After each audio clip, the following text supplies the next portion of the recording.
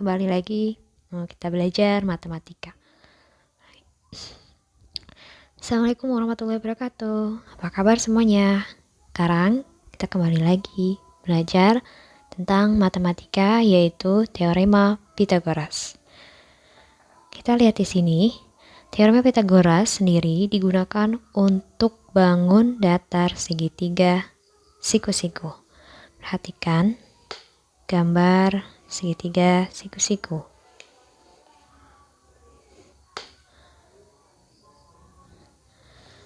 Sudut ini disebut juga dengan sudut siku-siku yang besarnya adalah 90 derajat. Tepat di depan sudut siku-siku ini merupakan sisi miring. Sisi miring dalam bangun segitiga biasa disimbolkan dengan huruf C. C merupakan sisi miring. Sedangkan alasnya kita tuliskan A, dan untuk sisi tegak kita tuliskan B. Alas ini disebut dengan sisi lurus dan B ini disebut dengan sisi tegak, sedangkan C ini disebut dengan sisi miring. Harus dipahami ya, sisi miring itu selalu berada tepat di depan sudut siku-siku. Baik, apa sih teorema Pythagoras? Nah, teorema Pythagoras itu digunakan untuk mencari sisi miring pada segitiga siku-siku, di mana rumusnya adalah A kuadrat ditambah B kuadrat sama dengan C kuadrat. Nah, di sini C kuadrat, atau kita juga bisa menuliskannya secara terbalik. C kuadrat sama dengan A, ini kita pindahkan ke sini ya. A kuadrat ditambah B kuadrat. Ini merupakan rumus dari teorema Pythagoras atau cara mencari sisi miring pada bangun segitiga siku-siku. Oke, kita lanjutkan. Bagaimana kalau misalnya kita ingin mencari sisi lurus ataupun sisi tegak? Sisi lurus seperti yang kita tadi sudah jelaskan. Oke, sisi lurus seperti yang sudah tadi dijelaskan, disimbolkan dengan huruf A. Sedangkan sisi tegak disimbolkan dengan huruf B. Kita tulis di bawah ya.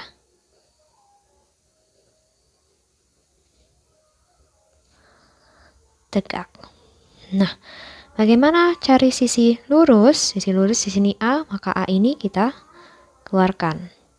A kuadrat, dikarenakan di sini ditambah, maka untuk mencari A, C ini harus kita kurangi dengan B.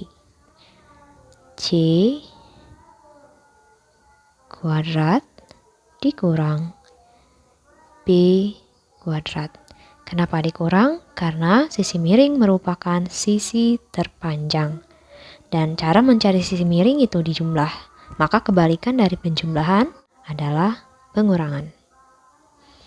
Bagaimana dengan mencari sisi tegak? Sama seperti sisi lurus, sisi tegak disimbolkan dengan huruf B, maka mencari B yaitu B kuadrat sama dengan C kuadrat dikurang A kuadrat.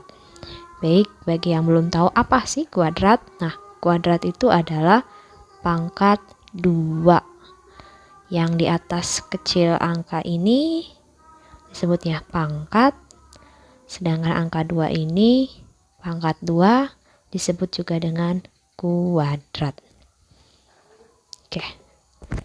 Sekarang kita mulai dengan contoh soal ya. Perhatikan contoh soal berikut. Di sini ada contoh soal, tentukan sisi miring dari segitiga berikut. Di mana sisi lurus bernilai 4 cm, sisi tegak bernilai 3 cm, dan sisi miring belum diketahui. Sisi lurus disimbolkan dengan A, sisi tegak disimbolkan dengan B, dan sisi miring disimbolkan dengan C. Kita lihat pada rumus teorema Pitagoras berikut, di mana C kuadrat sama dengan A kuadrat ditambah B kuadrat. Dikarenakan sisi miring di sini tidak memiliki kuadrat, maka pangkat kuadrat ini harus dihilangkan. Caranya, perhatikan.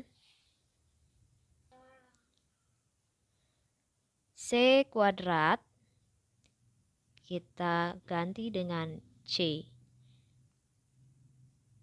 A kuadrat ditambah B kuadrat. Nah, pangkat kuadrat ini berpindah ke sisi kanan.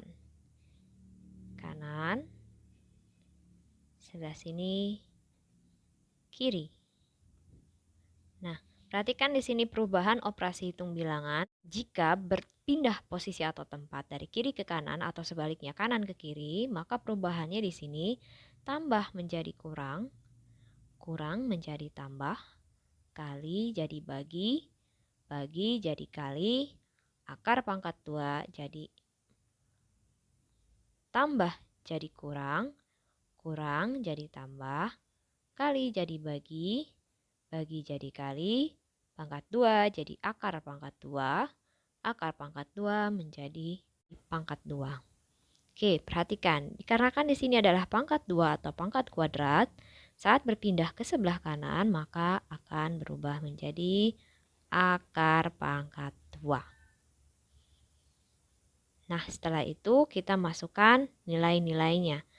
C sama dengan akar kuadrat A kuadrat, A bernilai 4, 4 pangkat 2 ditambah B pangkat 2, B bernilai 3, 3 pangkat 2.